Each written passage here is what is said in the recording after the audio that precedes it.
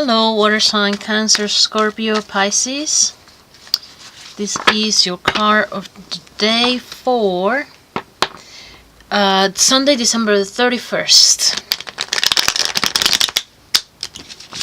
Today's New Year's Eve, and I hope that the new year finds you guys doing well.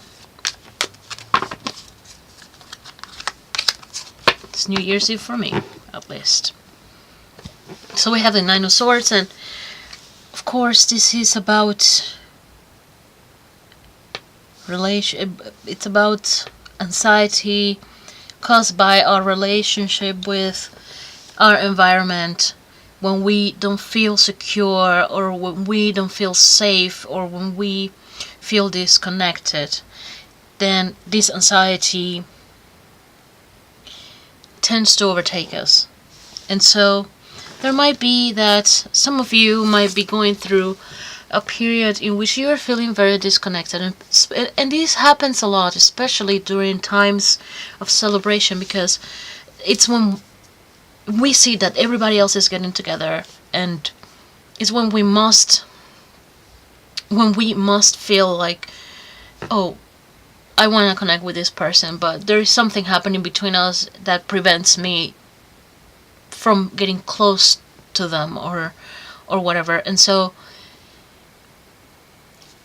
that is when the anxiety hurts us the most, because we are so painfully aware of our circumstances. Then you can't really escape it. You can't really submerge yourself in your job or in work, because, well, you're not working today, or most people aren't, and so we do have to face those demons, and that's okay.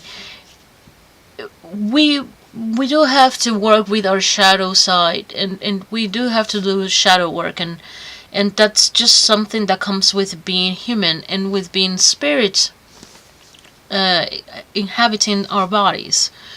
We do have to go through these experiences, and they're painful. The thing is that at some point we have to own them. At some point we have to, even sometimes we get hurt and those wounds never heal, and that's okay. They become part of who we are, but that doesn't mean that we can channel the suffering and the pain into constructive ways. And so maybe it is our opportunity for us to help others who are going through the same situation, reaching out to others who we know are feeling lonely, and who we know are probably going through worse things than we are going through. And we can, it could be hard to do, but we could encapsulate a little wisdom that we've gained from our experience, and maybe share it with the world, so that the rest of the world, for those people who are going through similar situations, for them to understand you're not alone. I understand the pain that you're going through, because I've gone through that pain myself, and there might be surviving it, there might not be surviving it for some people, because when we sever ties with people whom we love deeply, it's hard to recuperate from that.